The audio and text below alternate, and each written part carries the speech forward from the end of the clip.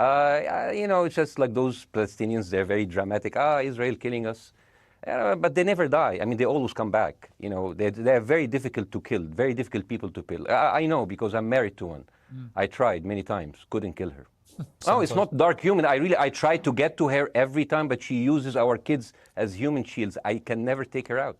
Okay, I will be serious. The question is, what is a proportionate response? Because it has been different from one tier to another. So if you look to this graph, for example, this is the death of Israeli and Palestinians, and it's changing from 1 year to year. It's like fluctuating like crypto. So my question is today, what is the going rate today for human lives? I mean, 2014 was a great year for Ben Shapiro. 88 Israelis were died, and there was 2,329 Palestinians killed on the other side. That is one Israeli for 27 Palestinians. That is a very good exchange rate. What I'm saying is, what is the exchange rate for today?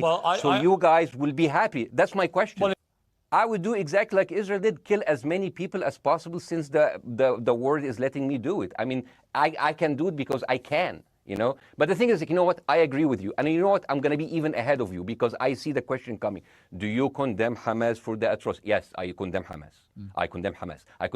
Hamas is the source of all evil. They're a reason for everything. And I really applaud Israel for doing one thing that no military force in the world does. Israel is the only military force in the world that warns civilians before bombing them. I mean, how fucking cute.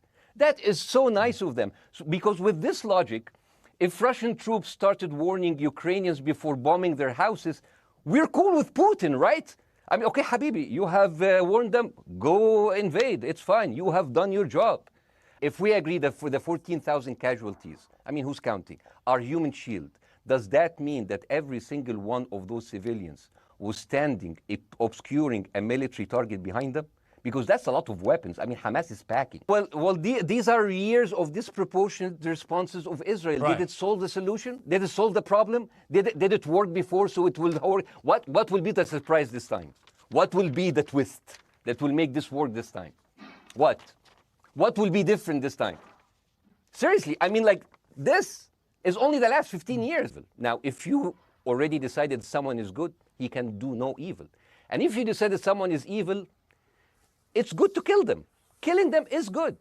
You see, and the thing is, it is not like something new. I mean, I look at history and I see, I'm sorry to say that, but Westerners has always dealt like this with indigenous people. You first treated them like savages, Native American, First Nation, Aboriginal. They're savages. Kill all the savages. And then when they're almost extinct, you start feeling sorry for them, like animals.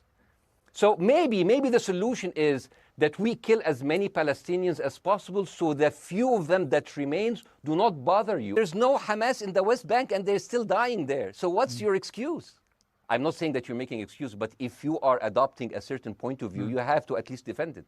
I'm telling you, there is no Hamas in the West Bank. What is the excuse? Not your excuse. What is the excuse to kill those people?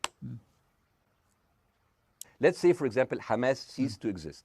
Okay? Yeah, Hamas ceased to exist today. Now, right now, in Palestine, in West Bank and Gaza, 20% of Palestinians go through Israeli prison system, whether imprisonment, whether interrogation, whether torture.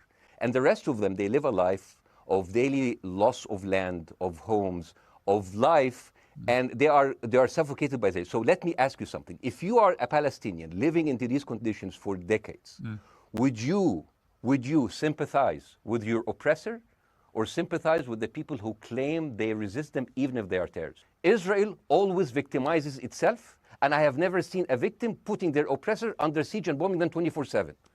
Israel wants you to believe that they are the victim. Dealing with Israel is so difficult. It's like being in a relationship with a narcissistic psychopath. He fucks you up, and then he makes you think it's your fault. All right, you look at Israel as Superman, but they're really Homelander.